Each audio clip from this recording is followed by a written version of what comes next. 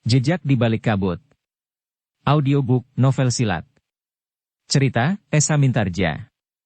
Bab 40. Kedua orang pengawas itu termangu-mangu sejenak.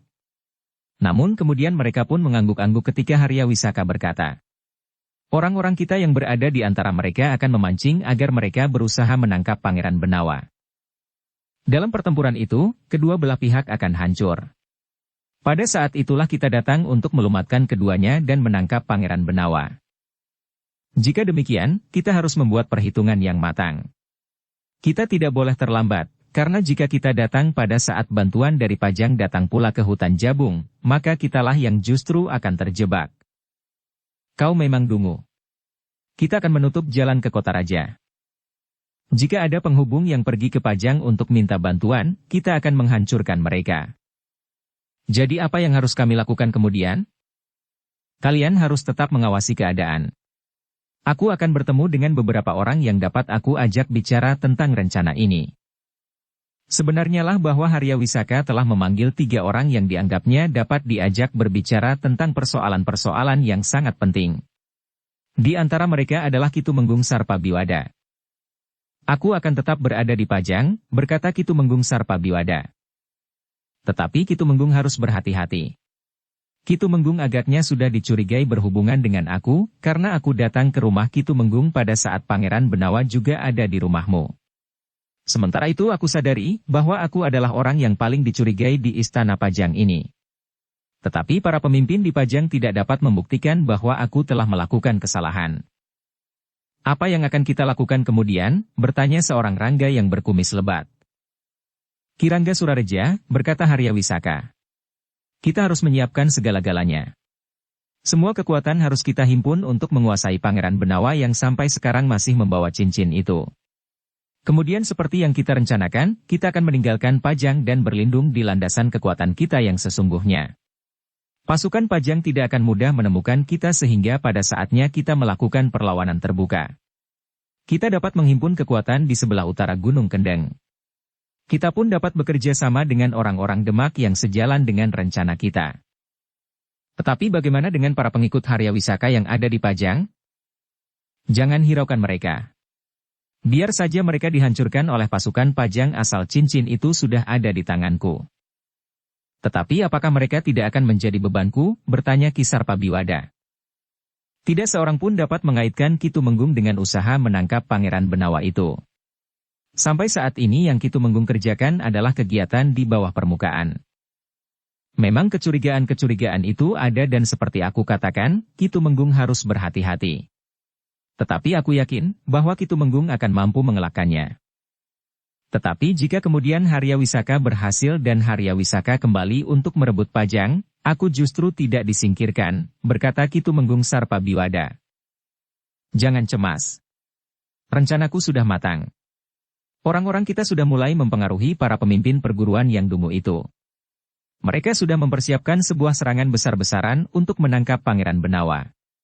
Pada saat itulah kita akan memetik keberhasilan perjuangan yang sudah sekian lama kita lakukan. Tetapi ingat titipanku.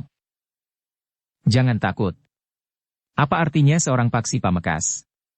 Demikian kita menangkap Pangeran Benawa, mengambil cincinnya, maka semuanya akan mati. Pangeran Benawa, Raden Sutawijaya dan titipanmu itu. Kau tidak akan merasa terganggu lagi. Kau akan memiliki segalanya yang kau inginkan." "Terima kasih." Kitumenggung mengangguk-angguk. Demikianlah, Haryawisaka telah merencanakan segala-galanya.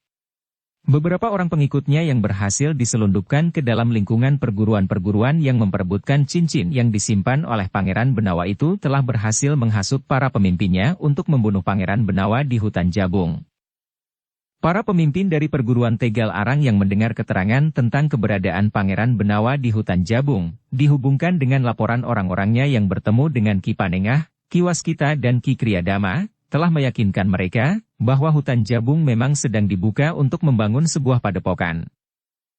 Pangeran Benawa ada di dalamnya, berkata pengikut Haryawisaka yang berhasil menyelundup ke dalam lingkungan perguruan Tegal Arang.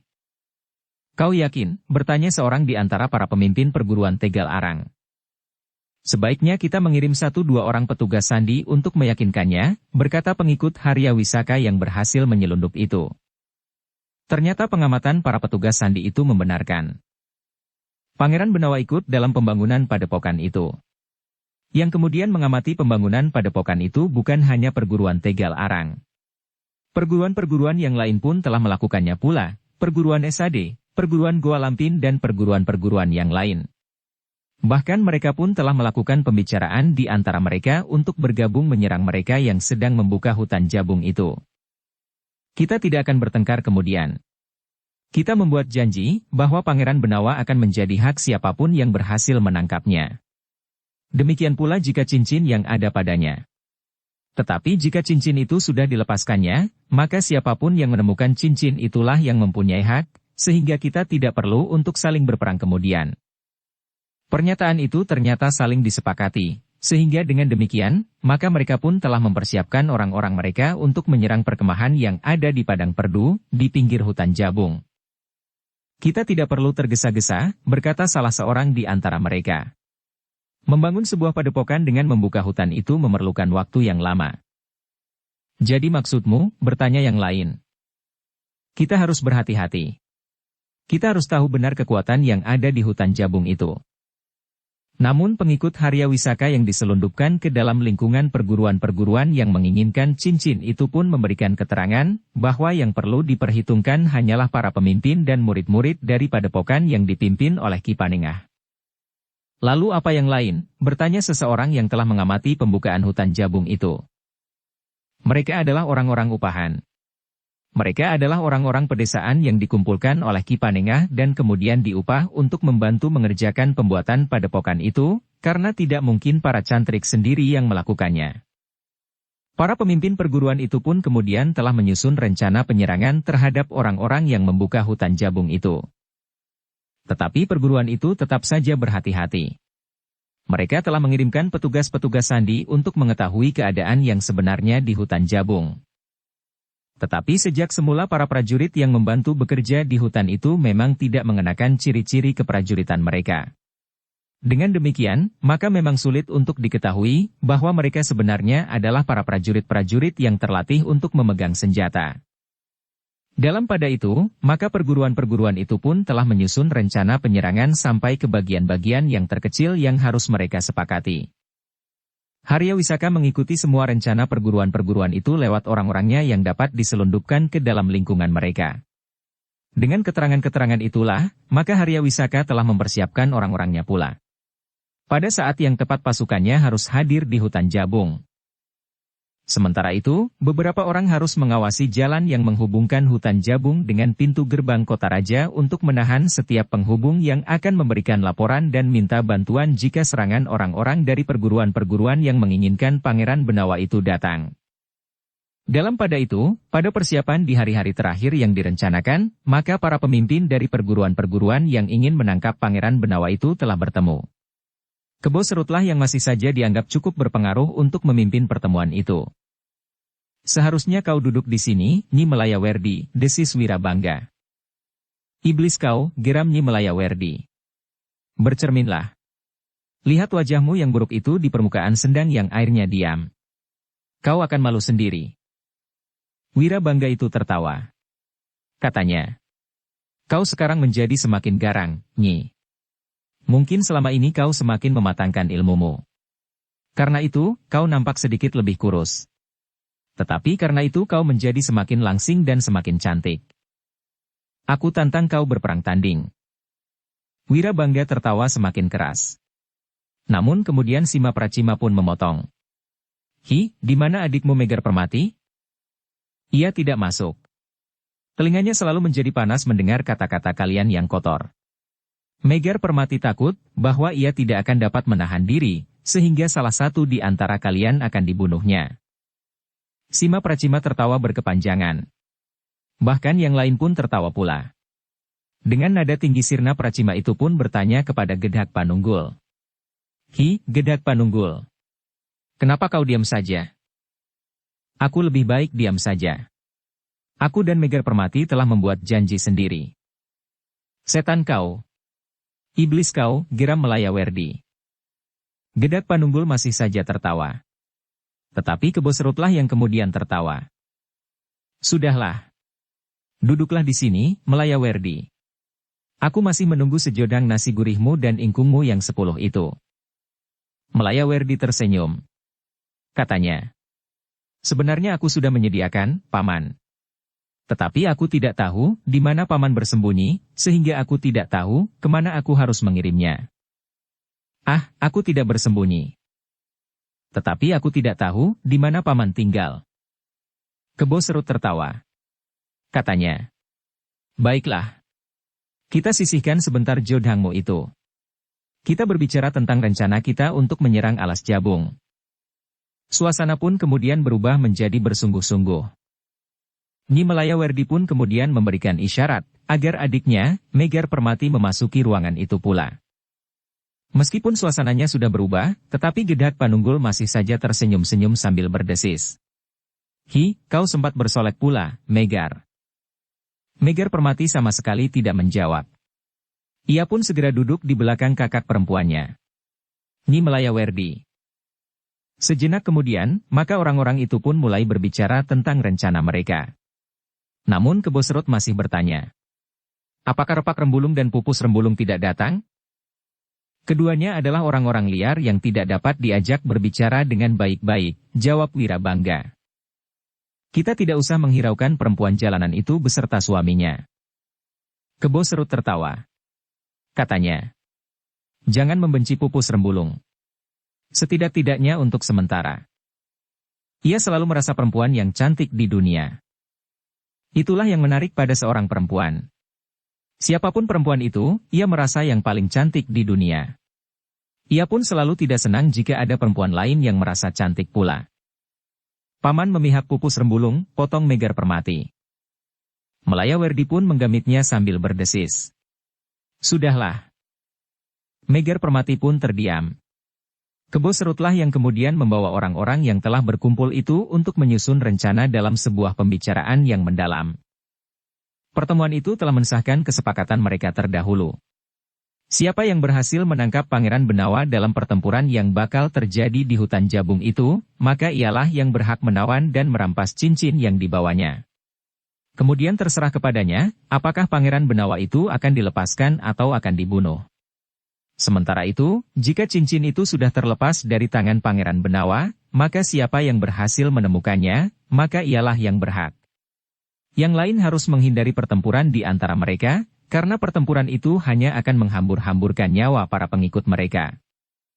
Para pemimpin itu telah membicarakan pula, dari mana mereka menyerang. Akhirnya mereka pun memutuskan untuk menyerang hutan Jabung itu di akhir pekan. Mereka akan berkumpul di sekitar hutan Jabung di malam yang akan diterangi oleh bulan yang hampir penuh. Mereka akan menyerang pada saat matahari akan terbit. Aku akan memberikan isyarat, berkata Kebo Serut. Orang-orangku akan melepaskan panah sendaren ke 4 penjuru, sehingga semuanya akan dapat mendengarnya. Pada saat itulah kita akan menyerang. Nah, siapa pula yang kemudian akan beruntung bertemu dengan Pangeran Benawa di medan dan berhasil menangkapnya? Pertemuan itu mereka sepakati pula sebagai pertemuan yang terakhir.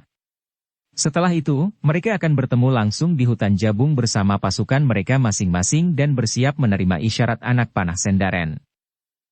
Ingat, akhir pekan.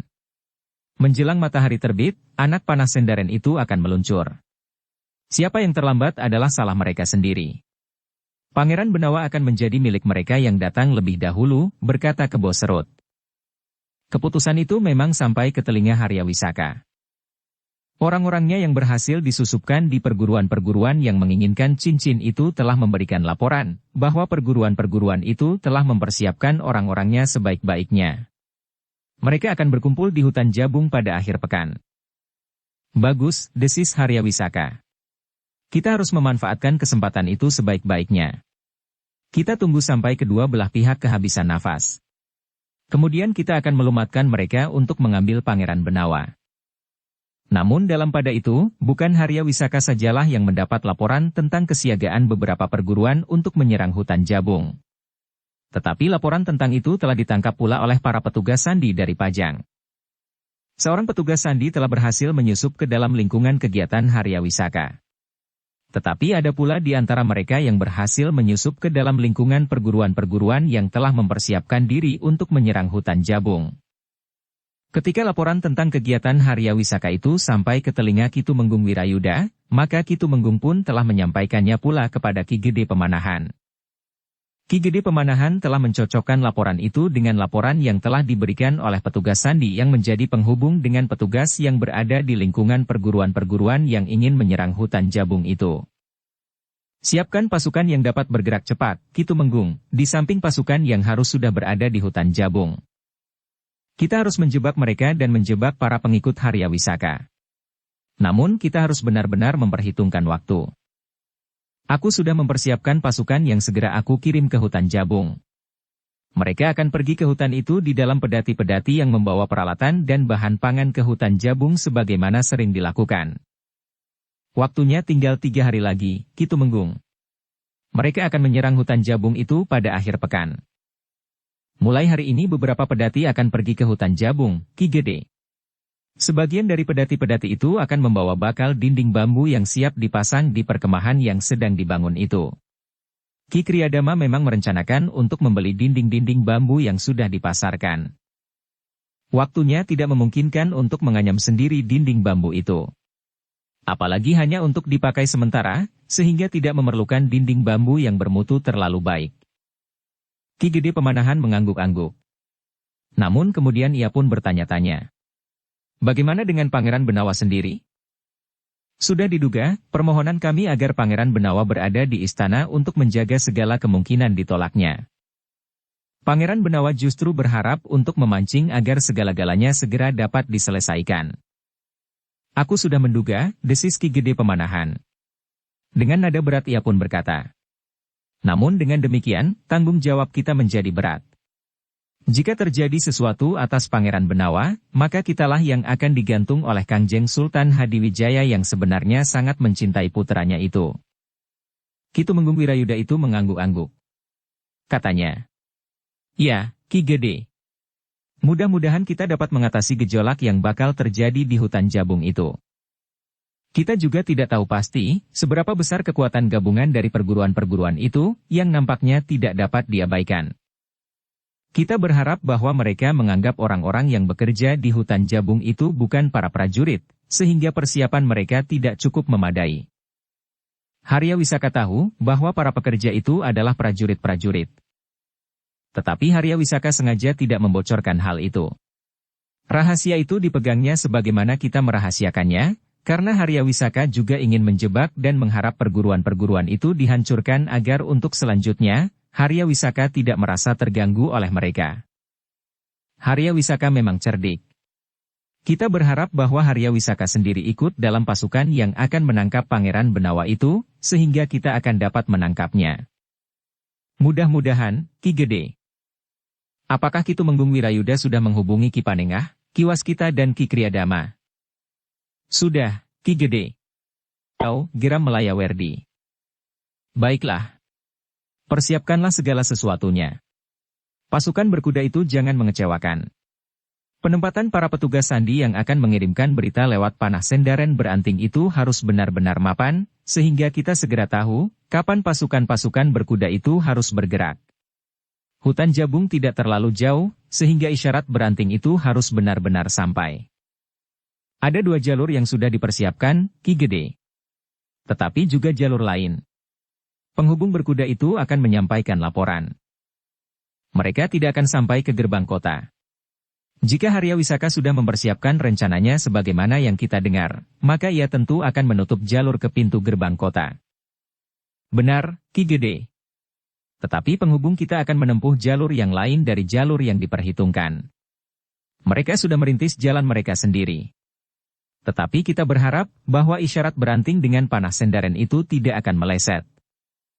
Ki Gede Pemanahan mengangguk-angguk. Katanya, beban kita cukup berat. Pangeran Benawa berkeras untuk tidak bersedia berada di istana.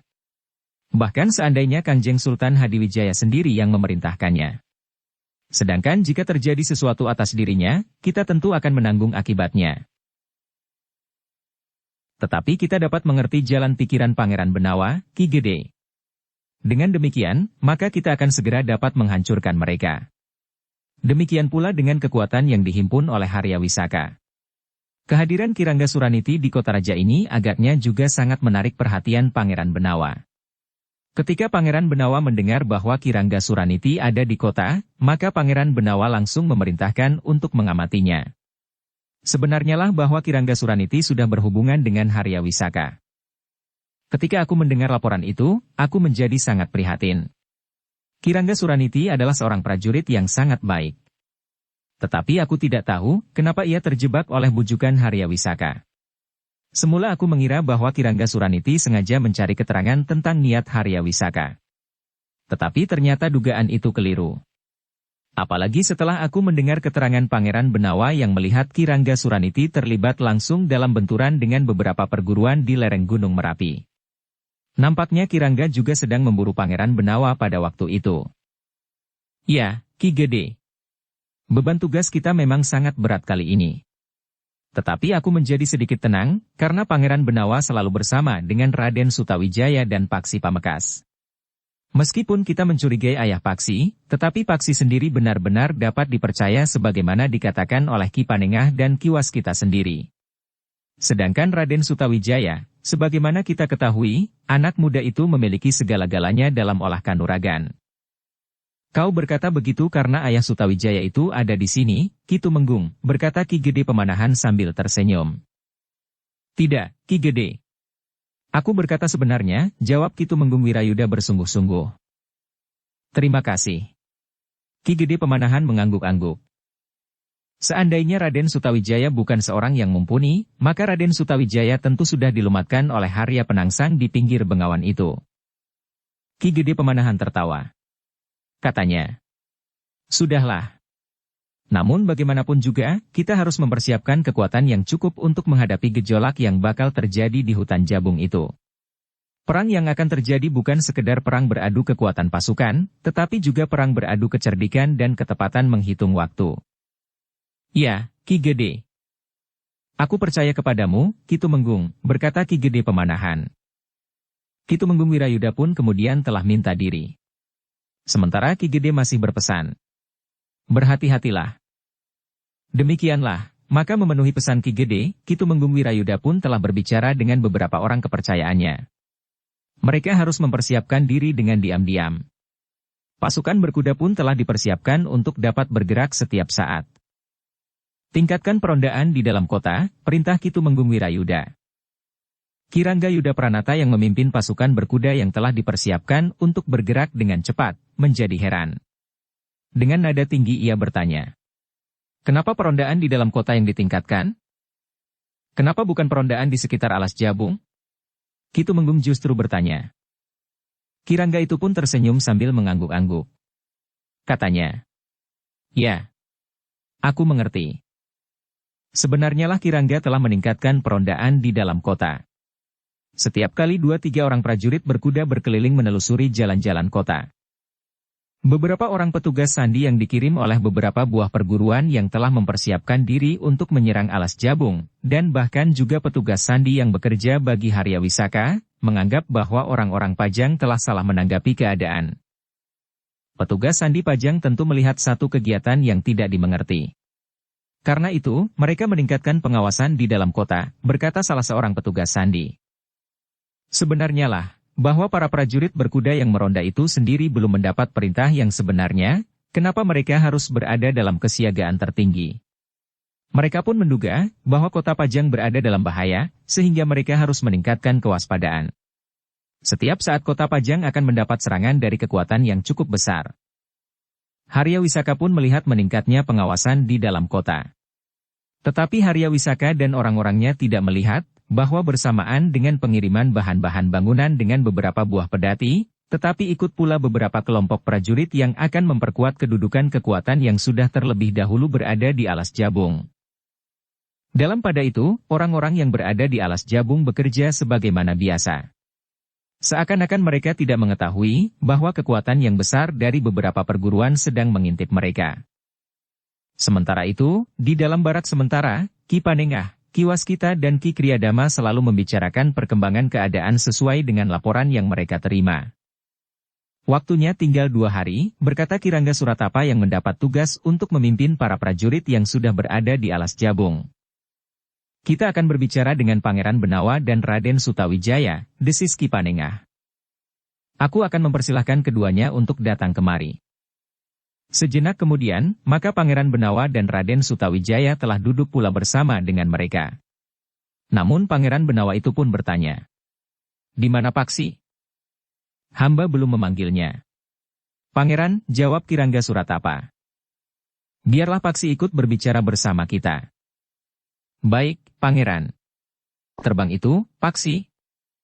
Sejenak kemudian, Paksi pun telah hadir pula untuk ikut mendengarkan beberapa persoalan yang akan dibicarakan oleh para pimpinan perguruan serta prajurit yang diperbantukan kepada mereka untuk membangun sebuah padepokan. "Kita akan menghadapi kekuatan yang besar, Ki Panengah," berkata Kirangga Suratapa kemudian. "Bukankah beberapa kelompok prajurit telah datang bersama dengan bahan-bahan bangunan itu?" "Ya. Tetapi kita belum tahu pasti kekuatan lawan. Beberapa perguruan akan datang bersama-sama. Kita pun harus memperhitungkan kekuatan Harya Wisaka. Kita sudah mendapat berita bahwa sebagian prajurit yang berada di Prambanan telah ditarik sebelum waktunya. Sementara itu, kelompok yang menggantikannya harus berangkat lebih cepat sepekan dari yang seharusnya." "Apa artinya itu, Kirangga?" "Artinya, kekuatan Harya Wisaka akan bertambah. Sementara para prajurit yang tidak dapat diperalatnya telah disingkirkan." "Siapakah yang mengaturnya?"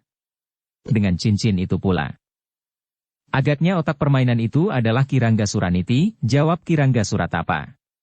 "Tentu saja bekerja bersama dengan beberapa perwira yang bertugas di kota raja ini. Pada saatnya kita akan dapat menelusurinya." "Bukankah pasukan berkuda tidak terguncang oleh arus bujukan Harya Wisaka?" "Tentu tidak. Harya Wisaka tidak akan berani menembus dinding barak pasukan berkuda." "Belum tentu," desis Ki Panengah. "Selama ini kita menganggap kesetiaan Kirangga Suraniti demikian tinggi. Tetapi apa yang terjadi?" "Tetapi di dalam pasukan berkuda, kesetiaan itu mengikat beberapa orang perwira. Jika terjadi pengkhianatan harus dilakukan oleh semuanya. Tetapi itu adalah mustahil sekali." "Aku percaya kepada pasukan berkuda, Guru," berkata Raden Sutawijaya kemudian. Namun ia pun berkata, "Meskipun aku juga heran terhadap apa yang terjadi atas Kirangga Suraniti." Ki Panengah mengangguk-angguk. Katanya, "Syukurlah. Bukankah kita meletakkan tumpuan kekuatan terakhir kepada pasukan berkuda itu?" "Ya." Pangeran Benawalah yang menyahut. "Bukankah segala sesuatunya sudah diatur sebaik-baiknya? Bahkan seandainya terjadi kelambatan, bukankah kita akan mampu bertahan untuk waktu yang diperlukan itu?" "Baiklah," berkata Ki Panengah. "Tetapi kita harus berhati-hati mengawasi para cantrik yang belum mempunyai cukup pengalaman. Mereka harus tetap berada di dalam batasan-batasan yang kita berikan kepada mereka. Aku, Kakang Mas Sutawijaya dan Paksi akan mengawasi mereka. Kita akan berada di dalam satu kelompok tersendiri. Bukan maksud kami mengecilkan arti kemampuan para cantrik itu, Pangeran. Tetapi seperti yang dikatakan oleh Ki Panengah bahwa pengalaman para cantrik itu masih sangat terbatas. Karena itu, kami sudah menyiapkan sekelompok prajurit pilihan dari pasukan khusus yang akan berada di antara para cantrik." "Apakah itu perlu?" bertanya Pangeran Benawa. "Hal itu sama sekali tidak perlu bagi Pangeran Benawa, Raden Sutawijaya dan juga bagi Paksi Pamekas. Tetapi hamba kira akan sangat perlu bagi para cantrik yang lain." Pangeran Benawa tertawa. Katanya, "Kirangga sempat juga bergurau. Kehadiran prajurit dari pasukan khusus itu tentu karena Kirangga cemas bahwa aku atau Kakang Mas Sutawijaya atau kedua-duanya terbunuh di pertempuran. Jika itu terjadi, Kiranggalah yang akan digantung oleh Ayahanda Sultan." Kirangga mengerutkan dahinya. Namun kemudian ia pun tertawa sebagaimana juga orang-orang lain yang hadir di pertemuan itu. Dengan nada tinggi Kirangga menyambut. "Memang sulit untuk berpura-pura di hadapan Pangeran Benawa. Tetapi tidak apa," sahut Raden Sutawijaya. "Kehadiran prajurit dari pasukan khusus itu baik bagi kami. Setidak-tidaknya akan mengurangi beban kami." "Baiklah. Hamba harus mengaku," sahut Kirangga Suratapa kemudian. Demikianlah, dalam pertemuan itu, Ki Suratapa telah menguraikan rencana pertahanan yang disusunnya. Menurut laporan dari para petugas sandi, termasuk mereka yang telah berhasil menyusup baik di dalam pasukan Harya Wisaka maupun di perguruan yang bernafsu untuk memiliki cincin yang dipakai oleh Pangeran Benawa itu, serangan akan datang dari semua arah. Mereka akan berebut lebih dahulu untuk menguasai Pangeran Benawa. Baru kemudian, setelah menurut perhitungan kedua belah pihak kehabisan tenaga, Harya Wisaka akan datang untuk menghancurkan kekuatan yang tersisa. Pangeran Benawa tiba-tiba saja memotong. Aku boleh bangga karenanya. Ternyata aku adalah orang yang sangat penting, sehingga mereka telah memburuku. Bukan kau, Adimas, sahut Sutawijaya. Tetapi cincin itu. Pangeran Benawa tertawa pula. Katanya kemudian, jika aku harus memiliki, harus jatuh ke tangan siapa, aku akan memilih jatuh ke tangan orang-orang dari Goa Lampin. Paksi yang lebih banyak berdiam diri mendengarkan, telah ikut tertawa pula, sehingga Pangeran Benawa berpaling kepadanya. Bukankah kau sependapat, Paksi? Tetapi di tangan orang-orang Goa Lampin, Pangeran akan dipelihara di dalam kerangkeng. Itu tergantung dari sikap kita. Akan dipelihara di dalam kerangkeng. Kalau sikap kita berkenan di hati mereka, aku tidak akan tinggal di kerangkeng sendirian. Yang hadir di tempat itu tertawa semakin keras. Pada umumnya mereka sudah tahu, siapakah yang berada di dalam perguruan Goa Lampin itu. Apa pula yang sering dilakukan oleh orang-orang dari Goa Lampin. Namun sejenak kemudian, Pangeran Benawa itu pun berkata, "Nah, bagaimana selanjutnya, Kirangga Suratapa?" Tepat pada saat yang sudah diperhitungkan, penghubung kita akan memberikan isyarat beranting kepada pasukan berkuda yang sudah siap. Kita akan memberikan perlawanan terhadap pasukan Harya Wisaka sejauh dapat kami lakukan, sampai saatnya pasukan berkuda itu datang. Tetapi menurut perhitungan kami, Harya Wisaka tidak mempunyai waktu cukup untuk menghancurkan kita sampai saatnya pasukan berkuda itu datang. Kita bermain-main dengan waktu, berkata Raden Sutawijaya. Kita memang harus membuat perhitungan yang tepat. Selisih beberapa kejap saja, kita benar-benar akan hancur di sini oleh pasukan Harya Wisaka. Tetapi jika kita tidak menyiapkan perlawanan itu sejak semula, maka kita tidak akan pernah dapat menangkap Harya Wisaka. Raden Sutawijaya mengangguk-angguk. Sementara Ki Panengah pun berkata, kita percayakan waktu itu kepada Ki Suratapa dan para penghubungnya. Kami akan berusaha. Kami tahu, jika kami gagal, maka leher kami akan dapat menjadi taruhan. Baiklah, berkata Ki Panengah. Aku akan mempersiapkan para cantrik sebaik-baiknya. Aku minta, prajurit dan pasukan khusus yang akan menghadapi lawan bersama-sama para cantrik, dibiasakan lebih dahulu untuk menyatu, agar mereka menjadi saling mengenal lebih dalam lagi. Baiklah, Ki Panengah. Nanti aku akan membawa mereka ke barak para cantrik. Demikianlah, maka Kirangga Suratapa pun telah melakukan persiapan-persiapan terakhirnya. Sambil menebas hutan, para prajurit itu pun telah menyiapkan pertahanan sebaik-baiknya. Mereka telah memasang hambatan-hambatan dan bahkan jerat dan jebakan di hutan yang masih terhitung lebat itu. Justru karena mereka sedang menebangi hutan, maka mereka dapat melakukan pertahanan sebaik-baiknya. Jerat, patok-patok bambu tajam, lubang-lubang dalam yang di atasnya ditutup dengan dedaunan. Dan berbagai macam hambatan yang lain pada jalur yang mereka perkirakan akan dilalui para penyerang. Adanya jebakan itu telah diberitahukan pula kepada para perwira prajurit berkuda, agar jika pada saatnya mereka turun di medan, mereka tidak usah memburu lawan yang melarikan diri. Biarlah itu dilakukan oleh para prajurit yang dapat mengenali pertanda dan isyarat jebakan-jebakan yang mereka buat sendiri. Di hari berikutnya, maka segala sesuatunya telah siap. Esok, menjelang fajar, mereka harus sudah bersiap sepenuhnya untuk bertahan terhadap serangan yang bakal datang seperti banjir bandang. Ketika malam turun, maka Harya Wisaka pun telah memerintahkan semua orangnya bersiap. Mereka harus keluar dari kota malam itu dengan diam-diam. Mereka akan berada tidak jauh dari alas Jabung, tetapi di luar lingkungan yang bakal dipergunakan oleh beberapa perguruan yang akan menyerang esok. Sebenarnya lah Harya Wisaka juga harus memperhitungkan waktu sebaik-baiknya. Harya Wisaka pun telah memerintahkan sekelompok orangnya untuk menutup jalur jalan memasuki kota esok pagi, agar permintaan bantuan dari para prajurit di alas Jabung tidak sampai kepada mereka yang berwenang memerintahkan pasukan berkuda bergerak. Sebenarnya lah malam itu, beberapa orang perguruan telah mempersiapkan diri untuk menyerang esok. Sebagian dari mereka telah mengirimkan orang-orangnya untuk mengamati keadaan. Tetapi mereka sama sekali tidak dapat mendekat. Mereka hanya dapat melihat dari kejauhan apa yang dilakukan oleh mereka yang sedang sibuk membuka hutan. Tetapi tidak seorang pun dari para pengawas dan petugas sandi itu yang menduga bahwa di antara mereka yang bekerja keras menebangi pohon-pohon raksasa itu sedang sibuk membuat rintangan, hambatan dan bahkan jebakan atas mereka. Menjelang fajar, maka segala-galanya harus telah siap. Semua orang yang telah berada di sekitar pesanggrahan di alas jabung itu telah menempatkan diri. Sasaran mereka adalah barak yang berada di tengah-tengah padang perdu di pinggir hutan itu. Sebagian dari mereka berniat untuk menyerang lewat daerah terbuka. Tetapi sebagian lagi ingin menyerang dari arah hutan yang masih tertutup oleh pepatnya pepohonan itu. Malam menjelang hari serangan sebagaimana disepakati oleh beberapa perguruan itu adalah malam terang bulan meskipun bulan masih belum bulat benar. Beberapa orang cantrik ternyata tidak segera dapat tidur. Bahkan demikian pula Pangeran Benawa, Raden Sutawijaya dan Paksi. Mereka duduk di atas sebuah batu di halaman barak yang didirikan untuk sementara itu. "Lihat," berkata Raden Sutawijaya. "Bulan berkalang." "Kenapa dengan bulan berkalang, Kang Mas?" bertanya Pangeran Benawa. "Isyarat akan terjadi bencana di bumi. Besar atau kecil. Mungkin pertempuran esok adalah peristiwa yang sangat kecil bagi dunia ini. Tetapi bagi kita, peristiwa yang akan terjadi esok adalah peristiwa besar." Pangeran Benawa menarik nafas dalam-dalam. Katanya dengan nada rendah. "Seharusnya aku menuruti nasihat beberapa orang untuk berada di istana.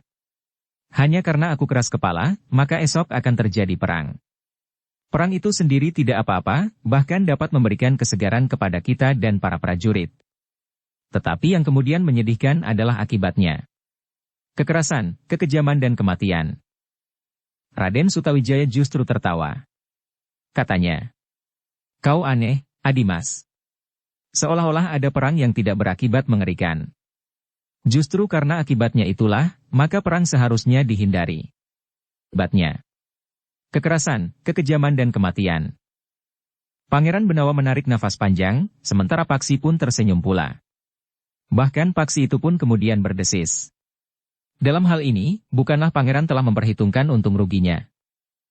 Pangeran Benawa mengangguk kecil sambil menjawab. "Ya. Tetapi sekarang aku menjadi ragu. Apakah perhitungan itu tepat untuk diterapkan sekarang ini?" "Sudahlah," berkata Raden Sutawijaya. "Jika dengan cara ini kita mendapat hasil sebagaimana yang kita kehendaki, maka cara ini adalah cara yang terbaik. Kita akan dapat menghisap kekuatan beberapa perguruan yang bagi Pajang seperti sebuah bisul yang semakin lama semakin membengkak. Kita tidak akan mau disiksa oleh perasaan sakit itu terus-menerus. Kita pecahkan bisul itu meskipun kita akan mengalami kesakitan yang memuncak. Tetapi sesudah itu, kita akan bebas dari perasaan sakit yang menyiksa dan bahkan pada suatu saat akan dapat meledak dengan akibat yang tidak dapat diduga. Jika saja mereka yang menjebak kita, akibatnya akan dapat menjadi jauh lebih parah. Jika kita gagal, ada dua akibat yang dapat terjadi esok, berhasil atau gagal.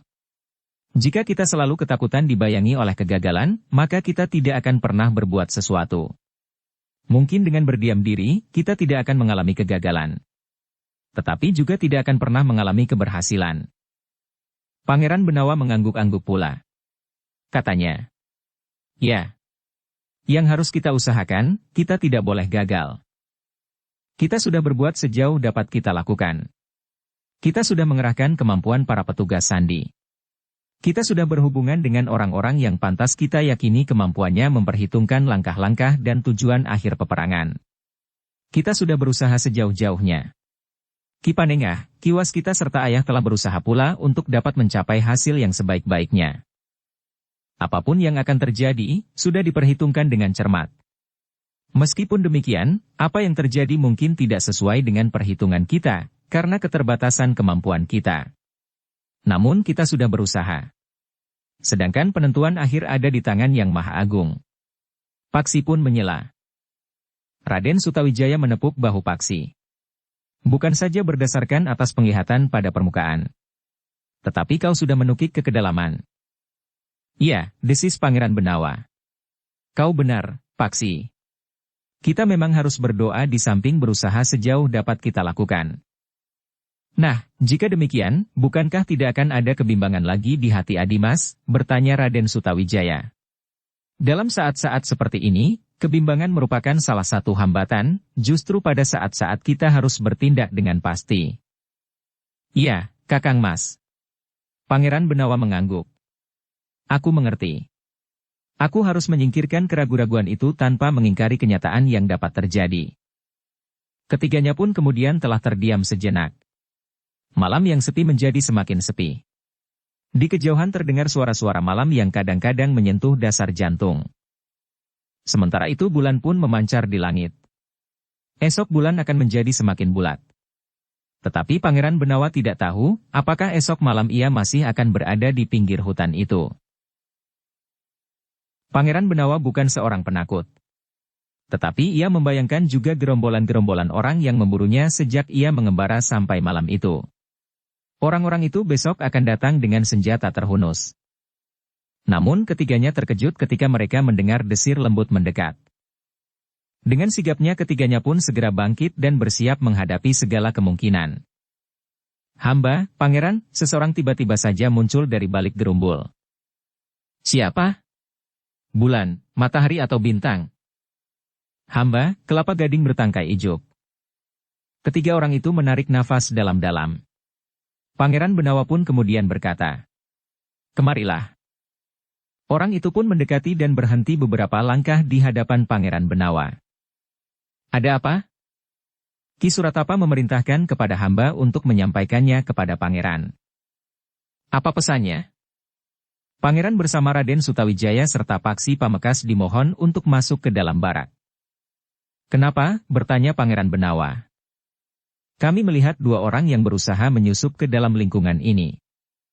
Kenapa tidak kalian tangkap saja orang itu? Kami tidak ingin memberikan kesan kesiagaan. Kami hanya mengawasi saja mereka. Menurut penglihatan kami, mereka sudah menjauh. Tetapi mungkin ada orang lain yang melakukannya dan bahkan di luar pengamatan kami. Pangeran adalah sasaran utama dari gerombolan-gerombolan orang yang telah mempersiapkan diri untuk menyerang esok fajar. Pangeran Benawa menarik nafas dalam-dalam. Ia pun kemudian berdesis. Terima kasih atas peringatan ini. Tetapi apakah aku boleh tahu keadaan kita sekarang? Tempat ini sudah terkepung. Mereka berada di segala arah. Bahkan di dalam hutan itu pula. Kekuatan mereka memang sangat besar. Bagaimana perbandingannya dengan kekuatan kita di sini? Jumlah mereka tentu lebih banyak, Pangeran. Memang di luar dugaan. Tetapi kita sudah memasang hambatan-hambatan. Para prajurit pun telah menyiapkan senjata lontar yang cukup. Bukankah Ki Suratapa sudah berpesan agar Pangeran, Raden Sutawijaya, Paksi dan para cantrik berada di dalam pagar yang mengelilingi barak utama itu? Jika ada di antara mereka yang sempat mendekat, para cantrik bersama Ki Panengah, Ki Waskita dan Ki Kriyadama, sebaiknya bertahan di dalam dinding halaman barak bersama beberapa orang prajurit khusus itu. Jadi kami harus pergi ke barak utama itu? Bertanya Raden Sutawijaya. Iya, Raden. Bukankah barak-barak yang lain juga mendapat pengamatan? Tetapi sebaiknya Pangeran Benawa, Raden Sutawijaya dan Paksi Pamekas berada di barak utama. Jadi kami akan diperlakukan sebagai gadis-gadis pingitan? Bukan maksud kami, Pangeran. Jadi kami hanya akan bertempur jika ada musuh memasuki barak utama. Orang itu terdiam. Namun Raden Sutawijayalah yang kemudian menjawab. Baiklah, kami akan pergi ke barak utama yang diberi pagar yang cukup rapat dan tinggi. Pagar itu membuat lingkungan itu menjadi pengap, desis Pangeran Benawa. Tetapi Raden Sutawijaya pun telah mengajak Pangeran Benawa untuk pergi ke barak utama. Kepada petugas yang menghubunginya itu Raden Sutawijaya berkata, "Kembalilah kepada Ki Rangga Suratapa. Katakan bahwa pesannya sudah sampai. Kami akan pergi ke barak utama." "Baik, Raden. Hamba mohon diri, Pangeran." Orang itu pun kemudian segera beringsut dan kemudian seakan-akan telah hilang di bayangan gerumbul-gerumbul perdu. "Jadi besok kita akan menjadi penonton saja, Kakang Mas?" bertanya Pangeran Benawa. Orang itu hanya seorang petugas yang menyampaikan pesan Ki Rangga Suratapa.